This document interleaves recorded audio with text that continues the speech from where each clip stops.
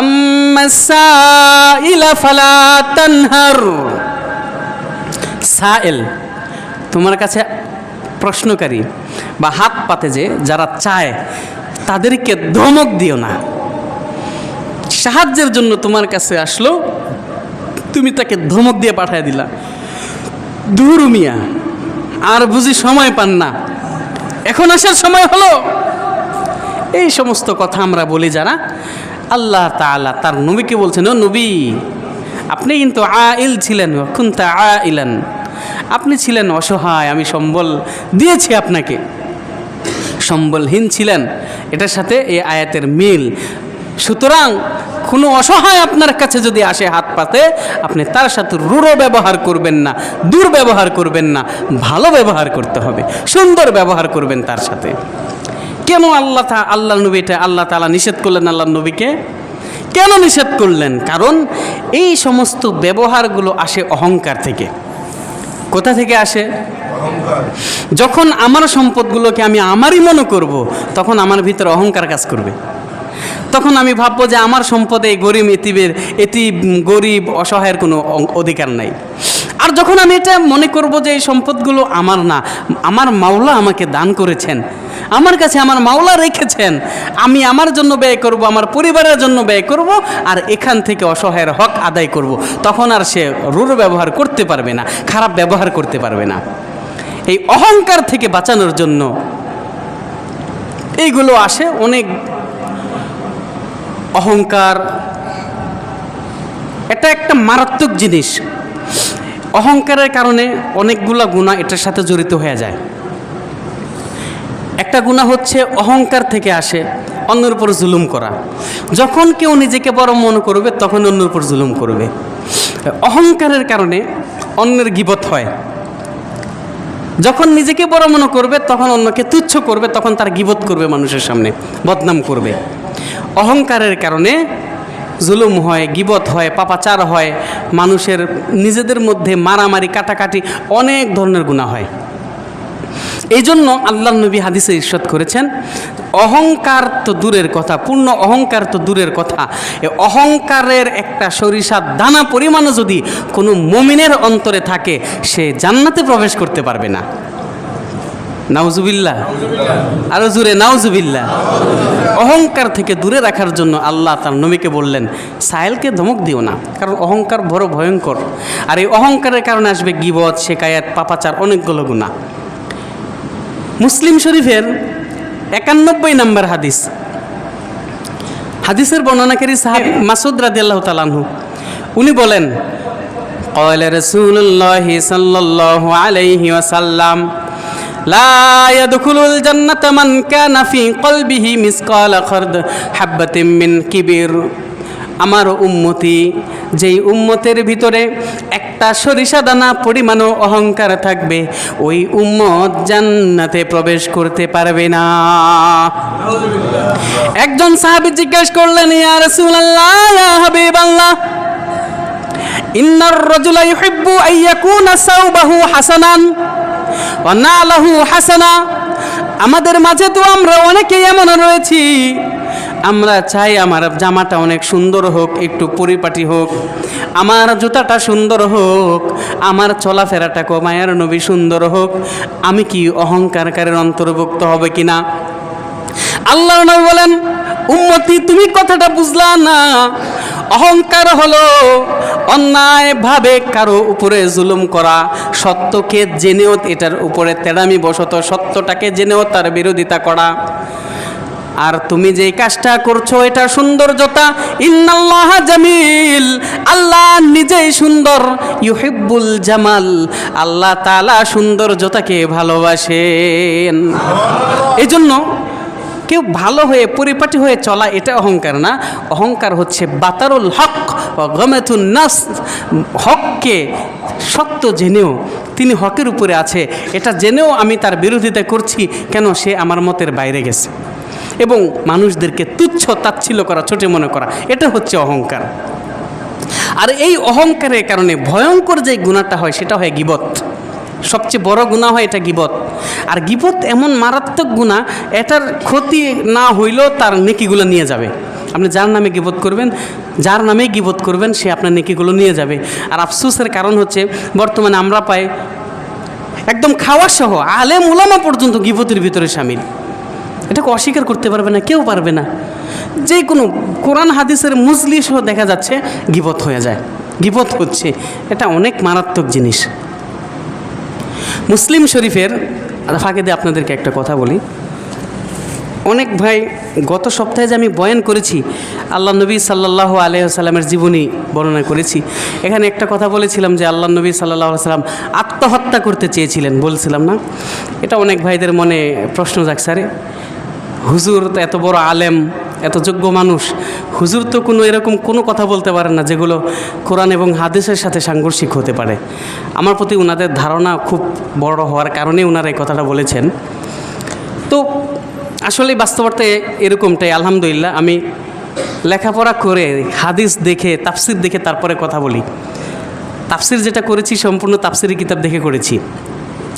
তারপরেও আপনাদের সন্দেহ নিরসনের জন্য আমি এই হাদিসটা এনেছি। এই যে দেখেন, বুখারী শরীফের হাদিস এটা। এই হাদিসটাকে যদি আমি আরবি বলে আপনাদেরকে বাংলা শুনাইতাম তাহলে আরও 3 জুমা লাগতো এটা করতে। এটা পুরো হাদিস, এই 2 পৃষ্ঠা থাকবে এখানে, কেউ দেখলে দেখতে পারবেন। আমি শুধু ওই অংশটা আপনাদেরকে পড়ে শুনি একদম হাদিসের শেষে। বুখারী শরীফের এই হাদিসটা হচ্ছে 6982 নম্বর হাদিস। হাদিসের রাবি হযরত আয়েশা রাদিয়াল্লাহু তাআলা আনহা। ওই যে ওরাকার কাছে খাদিজা নিয়ে গেছিলেন রাসূল সাল্লাল্লাহু আলাইহি সাল্লামকে, কাহিনীগুলো বললাম না? এরপরে কি হলো, ওরাকা বলল যে আপনার আপনাকে যখন বের করে দিবে, আমি যদি সাথে থাকতাম, আল্লাহ নবী তখন বলেন, ওরাকা বলেন, ইয়া লাইতানি ফিহা জাযাআন আকুনু হাইয়া হিনা ইউখরিজুকা কওমুকা। আহারে, আমি যদি টকবকে যুবক শক্তিশালী থাকতাম যখন তোমার কওম তোমাকে বের করে দিবে। আল্লাহ নবী উত্তর দিলেন, ফাকালা রাসূলুল্লাহ সাল্লাল্লাহু আলাইহি সাল্লাম আওয়া মুখরিজিয়াহুম, এরা আমাকে বের করে দিবে? এই কথা বললেন। ফাকালা, ওরাকা নাম, হ্যাঁ বের করে দিবে। এরপরে যাক কিছুদিন পরে ওরাকা মৃত্যুবরণ করো। এরপরে সুম্মা লাম ইয়ানশাব ওয়ারাকাতু আন তুওফিয়া, কিছুদিন পরে ওরাকে মৃত্যুবরণ করলেন। ওয়াফাতারাল ওয়াহি, ওহি বন্ধ হয়ে গেলেন। বলছিলাম না ওহি বন্ধ হয়ে গেছে, আল্লাহ নবীর আরও পেরেশানি শুরু হয়ে গেল।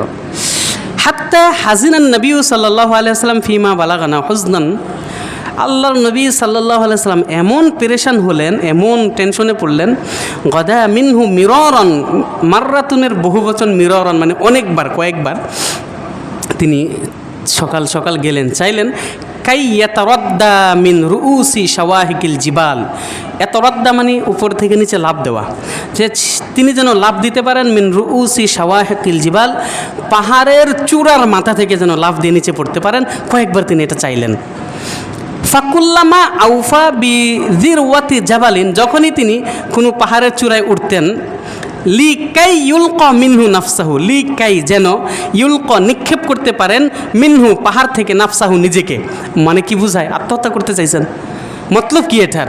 তো তিনি যখনই পাহাড়ের চূড়ায় উঠেছেন যেন এখান থেকে নিজেকে ফেলে দিতে পারেন। নিজেকে ফেলে মানে কি? লাফ দিব, আত্মহত্যা করবে, এটাই তো মতলব। আত্মহত্যা করতে চেয়েছিলেন।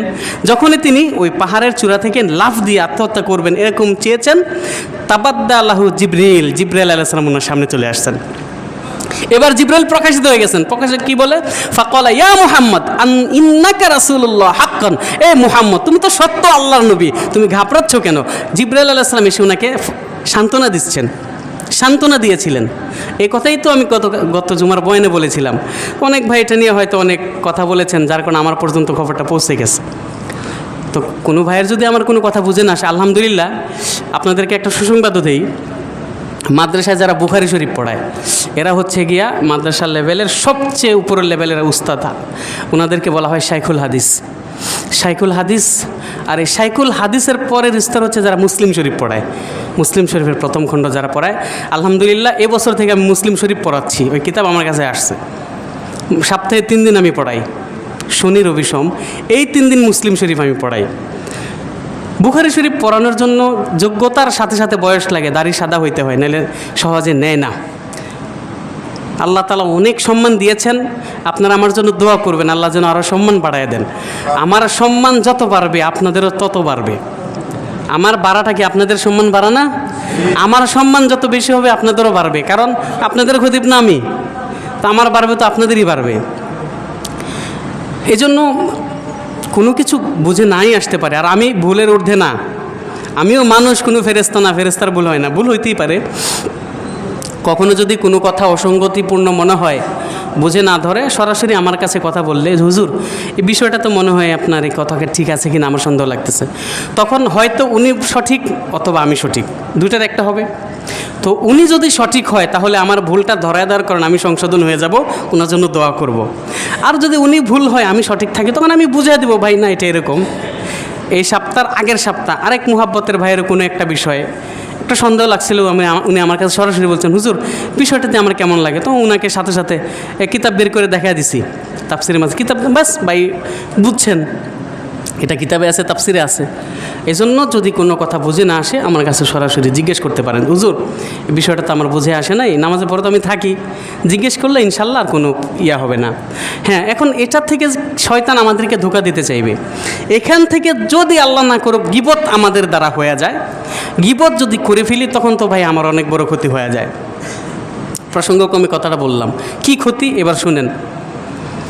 এই মুসলিম শরীফের 2581 নম্বর হাদিস, হযরত আবু হুরায়রা রাদিয়াল্লাহু তাআলা আনহু বলেন, আমরা সাহাবায়ে কেরাম দুনিয়াতে বসে টাকা পয়সা নিয়ে আলোচনা করতেছিলাম, ধরো টাকা পয়সা নাই, ধন সম্পদ, দুনিয়াবি সম্পদ নিয়ে আলোচনা করতেছিলাম। তখন আল্লাহ নবী সাল্লাল্লাহু আলাইহি ওয়াসাল্লাম আসলেন, এসে বলতেছেন, তাখাফুনাল ফাকরা, তোমরা তো দারিদ্রতাকে ভয় করো না, আচ্ছা তুমি বলো তো, আতাদরুনা মানিল মুফলিস, তোমরা জানো দেউলিয়া কে? দেউলিয়া সবচেয়ে বড় অসহায়।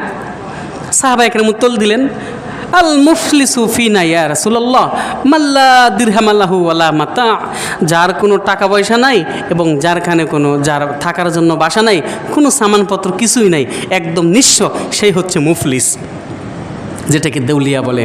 আমরা কেউ নিঃস্ব হয়ে গেলে ব্যাংক বা সরকার তাকে দেউলিয়া ঘোষণা করে দেয়, আর কারো কোনো টাকা পয়সা পাইবেন না, বলেন না, এরকম হয় না?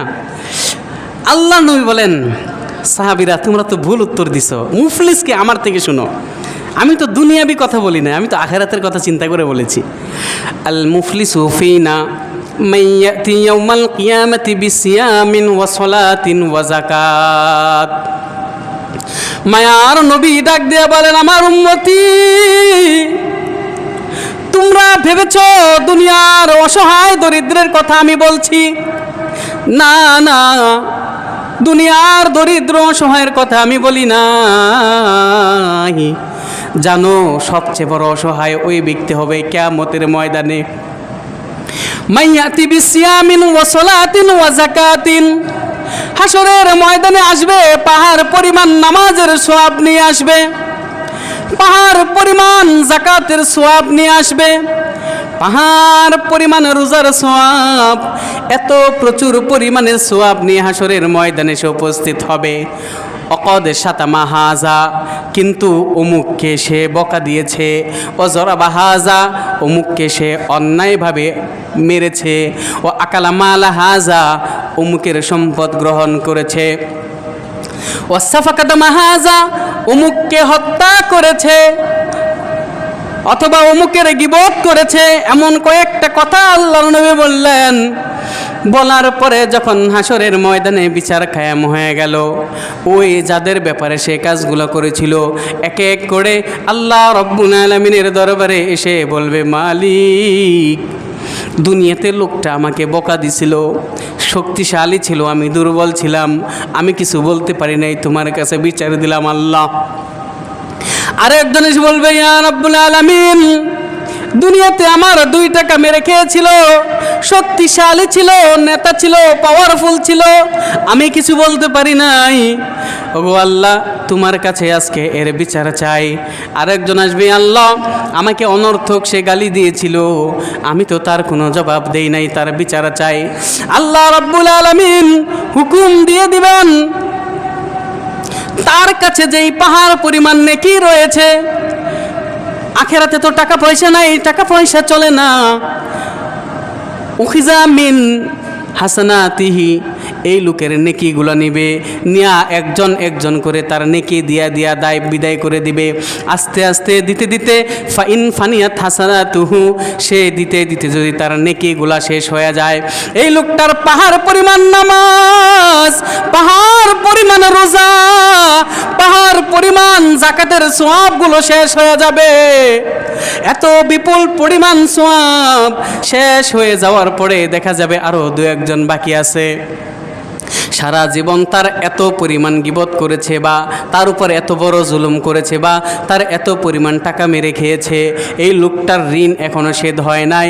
আখাযামিন খাতায়াহু, ওই লোকটার দেখবে এখন তো আর নেকি নাই, এখন যেই লোকটা পাওনাদার তার থেকে তার জিন্দেগির গুনাহগুলো নিবে, গুনাহ গিয়ে নিয়া ইউতফি রাসিহি, ওই দেনাদারের মাথার মধ্যে দিবে, ফাতুরিহা ফিন্নার, তাদের গুনার বোঝা লইয়া লোকটা জাহান্নামে চলে যাবে। মায়ার নবী বলেন, এই লোকটা পাহাড় পরিমাণ নেকি নিয়া আল্লাহর দরবারে হাজির হয়েছিল, বিপুল পরিমাণে নেকি নিয়ে আল্লাহর দরবারে হাজির হয়েছিল। এত পরিমাণ নেকি নেওয়ার পরেও এই লোকটা মানুষের গুনাহের বোঝা মাথায় নিয়ে জাহান্নামে যখন নিক্ষেপ হবে, বলো তো এর চেয়ে বড় অসহায় আর কেউ হতে পারে কি না? আছে বলেন, এর চেয়ে বড় অসহায় কেউ আছে?